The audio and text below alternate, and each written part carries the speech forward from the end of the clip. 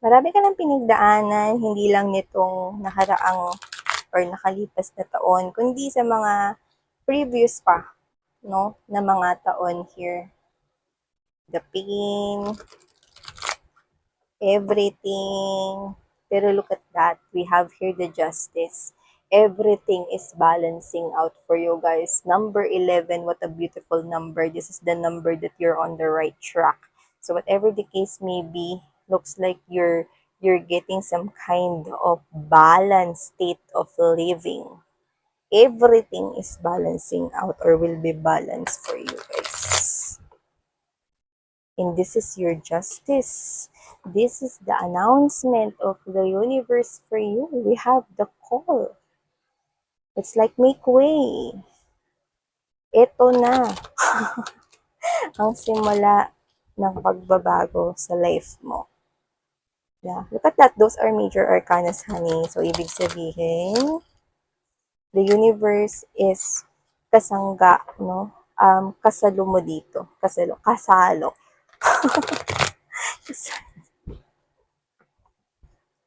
Sorry. Okay, so let's keep moving.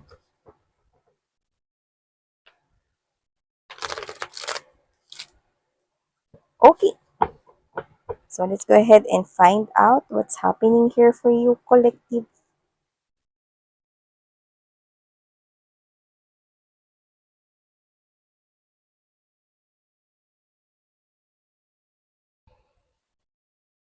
Uy, magician. Ang ganda. So yan mga babes, nilatag naman na natin lahat bago natin tuluyang pag-usapan kung ano ba yung nangyayari dito. But I'm sensing some kind of positive energies coming from this reading of yours. Kaya naman i-look forward na natin yan. At uy, ang ganda. No? Mamaya sabihin ko kung ano yan.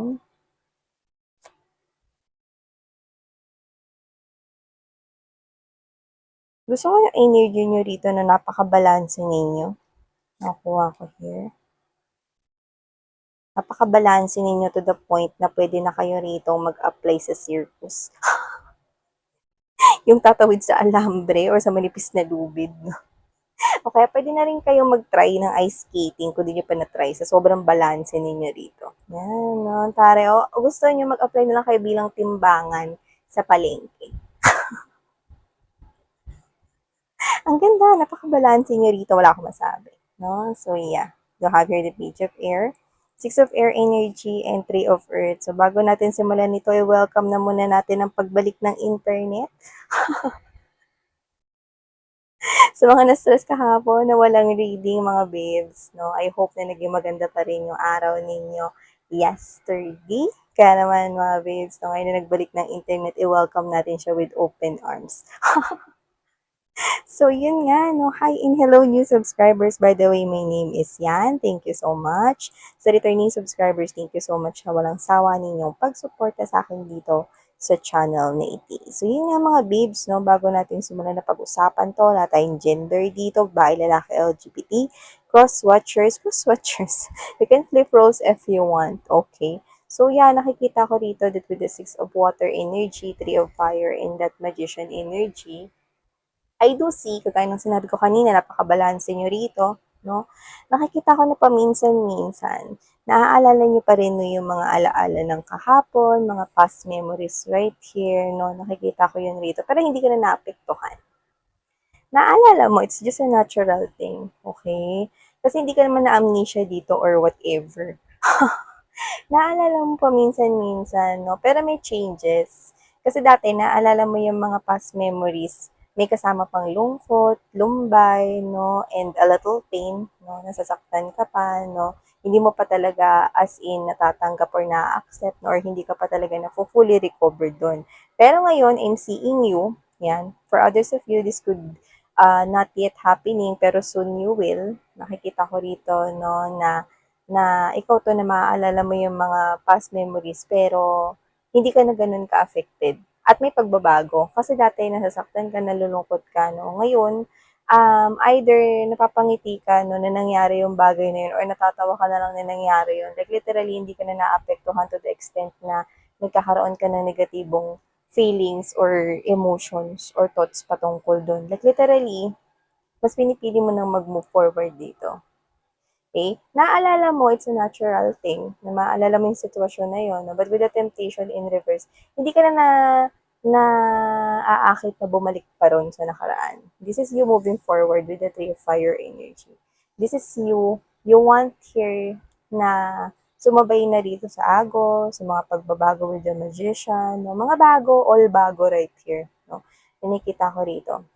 Gusto mo ng mga bago at exciting na mga pangyayari sa buhay mo, no? So, naalala mo yung mga nakaraan, pwedeng gagawin mo siyang inspirasyon, no? Or parang thankful ka na nangyari yung mga bagay na yun. Kasi kung hindi nangyari yung mga bagay na yun, hindi ka rin magiging ganyan ngayon. Yan, no? You're giving me this kind of energy na lumakas ang iyo ritong parang loob, no? You become wiser. You become here more powerful. Yan, no? And hindi mo akalain, no, na darating pala sa punto ng life mo na matatanggap mo na lahat ng nangyari na yun ay bahagi lang pala ng isang pagsubok upang ikaw ay mas dalhin kung saan ka talaga nararapat. Boom! So, yun nga yung mensahe na nakuha ko ron. And this is yung napakabalanse mo ngayon, no? At nakikita ko, kasi dati nagda-doubt ka pa eh. Sometimes gusto mong bumalik sa nakaraan. Sometimes gusto mong mag-message dun sa tao na nasaktan ka, regardless kung yun ay romantic feelings and emotions, no? Sometimes the people right here na inabando na ka or hindi ka binigyan ng kagaya ng atensyon, pagmamahal, affection na binigay mo sa kanila in the past na hindi ka nila nasuklian. Sometimes, dati, you still want to connect to them, kasi namimiss mo sila, you still have this urge to go back to that person, even though toxic yung energy niya or hindi niya kayang i-provide sa'yo yung kailangan i-provide. Dati, it's okay. It's okay for you. Nagdadalawang isip ka to go back to them. Pero ngayon, you're no longer going back to them. Ano. I'm seeing your, yan, nakita ko yung alam niyo yung nilalagay sa jupuan, no, para makorek yung posture. Yan. You could be using that but doesn't have to be. But since I saw it, just take how this resonates. Yan. No? So, nakikita ko rito. Okay. Na kung sino man itong mga energies na ito, nakikita ko na nag-move forward na kayo ngayon sa future. Nakikita ko. Nag-move forward na kayo sa future, okay na kayo. Naalala niyo man yung mga kahapon, di na kayo para bumalik doon. You're moving forward here. Yan, no? Hindi na rin kayo nagdadalawang isip, wala na rin kayo sa back and forth na situation.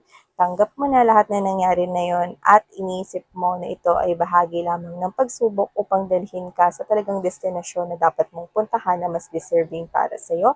At naka-recover ka na, no, sa lahat ng mga pain at pait, no, na parang kahit na ano pang pagsubok ang pagdaanan mo, kayang-kaya mo ng kahit na mag-isa ka lamang. This is you, no, na nagtitiwala ka ngayon sa sarili mo, no, na lahat ng mga problema ay hindi dapat tambayan, kundi dapat ay solusyonan. So, nakikita mo dito na kung meron mang problema, ibig sabihin, hindi magkakaroon ng problema kung walang solusyon. So, ibig sabihin may solusyon din yan. Okay? Kasi partner yun eh. ba? Diba? So, whatever the case may be, I'm seeing that you are very balanced when it comes to your emotions, when it comes to your feelings, no? At saka nakikita ko ngayon, yung iba dati gastador kayo eh.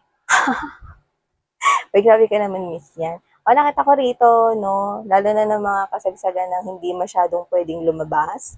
Yan, no? Hindi pwedeng lumabas, bawal lumabas. Panay kayo order online. Yan, no?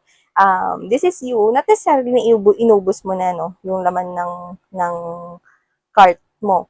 Pero nakikita ko rito na this is you nag-overspend ka siguro nung pandemic or nung time na hindi ka lumalabas, or this is you, that not necessarily na pandemic, pero I think in the past, magastos ka. Pero ngayon, nakokontrol mo na yung money mo, you're now giving value here with your money, no? Nagsisave ka na rin ng money for yourself at sa future. Very balanced kapag pagdating sa money mo. Parang inuuna mo na ngayon, mga babes, no? Kung bibili ka man ng para sa sarili mo, oo, binibigay mo pa rin yun. Okay? If you want to buy a new clothes, diba? Or new clothing right here, ginagawa mo. Pero, you just make sure na hindi ka mag-overspend. Ganun.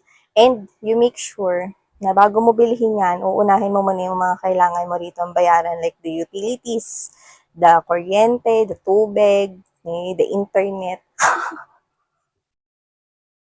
The internet. Nakatawa kasi ako sa mga nag-comment dun sa internet provider. Okay, so yan. Kumalma na kayo mga besh dahil nagbalik na ang internet.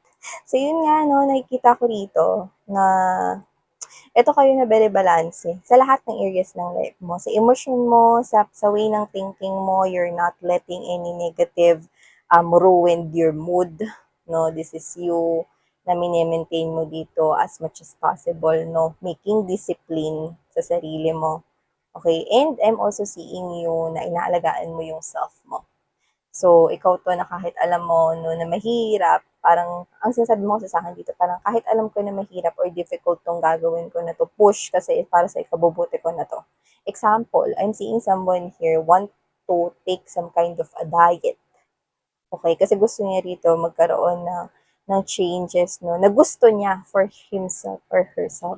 So, this person could be admitting na medyo gusto niya na maging mas slim pa or gusto niya mas maging sexy siya or baka for boys, gusto niyo na magkaroon kayo ng more muscles, ng mga biceps.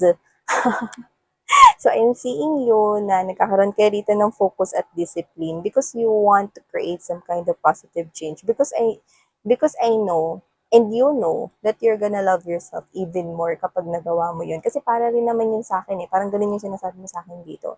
Gagawin ko to na mag-gym ako or magda-diet ako. Kasi pag na-achieve ko to, alam ko mas magiging masaya ako. This is you loving yourself. This is you connecting to yourself. And this is you, mga babes, no, talagang binibigay mo yung nararapat para sa sarili mo. Okay, go ahead, do that. If you want to buy makeup, go ahead, do that. If you want to try your new skincare routine, go ahead, try that. Diba? So, this is you, 2024. Ang dami mo rito ang pagbabago at ang maganda, yung mga pagbabago, gusto mo talaga marami para sa sarili mo. Nakikita ko na inuuna mo yung sarili mo, no? Alam mo yung if you have this mga past or mga recent, mga luma mo rito na parang parang meron ka kasing characteristics before na inuuna mo yung iba, no? Like you're putting them number one, tapos ikaw nilalagay mo hindi nga sa number two, eh. Minsan nandun ka pa sa number 10, no? Pina-priorities mo yung mga iba, no? Or pina-prioritize mo rito yung iba, hindi yung sarili mo. Pero ngayon, 2024, you're slashing them out, no? Inaalis mo sila doon, i-erase mo sila doon, and you're putting yourself number one. Me, myself, and I. Yan, no? Ano yung kanta ni Beyonce? Me, myself, and I is all I got. Yan.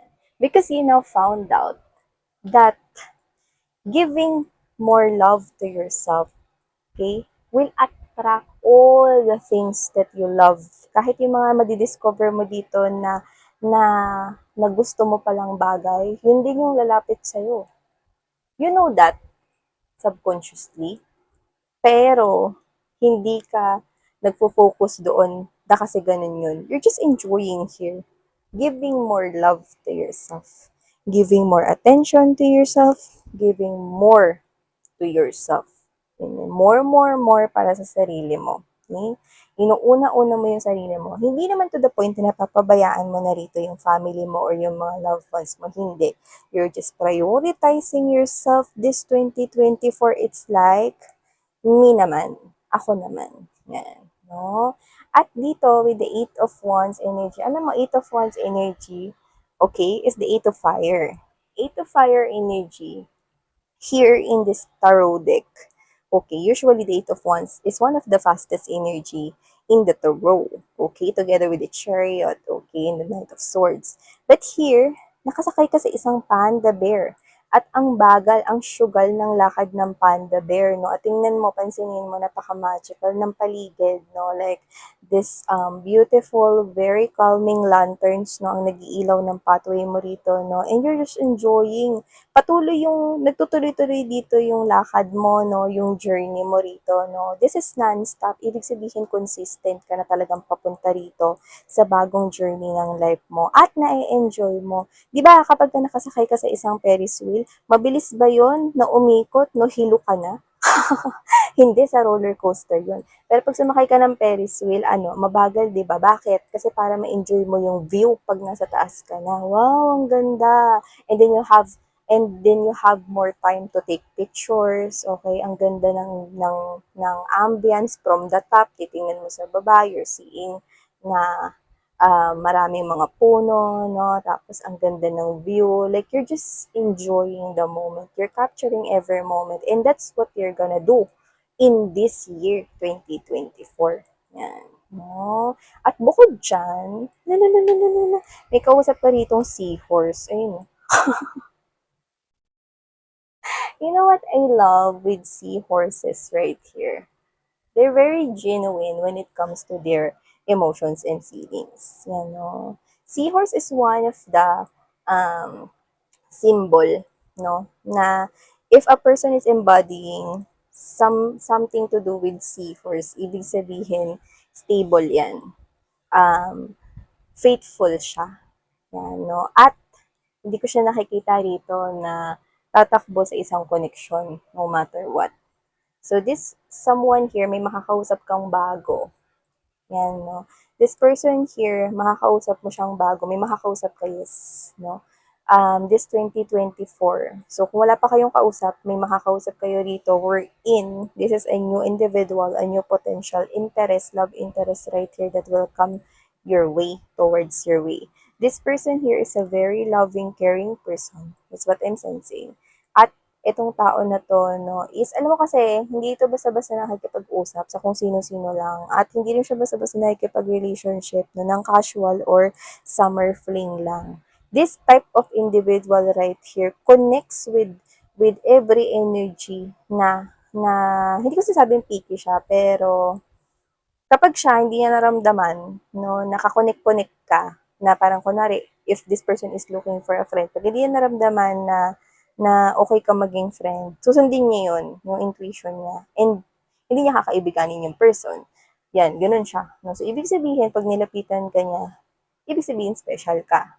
And if this person is seeing you here at makikita ka niya, no, in a very different level or special level, kasi nakikita ko na makakonect mo siya, no, very soulful. Ibig sabihin, high chance na mauwi ito, no, sa love. Okay? Kasi nakita ko dito ng snorkeling.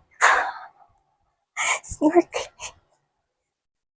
Diba? When you do the snorkeling, alam mo yung pag ganito eh, alam mo yung malaking goggles na yun, pag nilubog mo pa lang yun dun sa tubig, sa mababaw, makikita mo na yung ganda ng, uy, ang ganda makulay yung mga halamang dagat, no, yung mga fishes, ang ganda. Pero anong mas maganda? Pag nag-dive ka, diba? Pag nag-dive ka doon, mas makikita mo ng malapitan at mas maganda doon sa ilalim. So, ibig sabihin, there will be a deep connection right here. It will all start, okay, with getting to know each other up until, okay, darating na dun sa punto na magkakaroon na kayo dito ng mas malalim na connection. But you're not rushing into things. Hindi nyo naman minumove forward din. Just enjoying the moment, you know. So, nakikita ko rito na kayo to na with the Nine of Pentacles energy, this is you na ang goal mo this 2024 is to earn more money at meron ka na talagang ma-produce na something na solid. You know what I mean? Parang you want this, wish mo to for yourself or for your family. Kunwari, noon mo pa gusto na kukuha ka ng bahay no, or lupa, no, pero hindi mo yun nagawa with the previous years. Pero ngayon, tututuhanin mo na. Gagawin mo na talagang buhay ang New Year's resolution mo. No? At ngayon, hindi na kita nakikita nagpa-petics, no? Or hindi ko sinasabing tamad kayo nung nakaraan.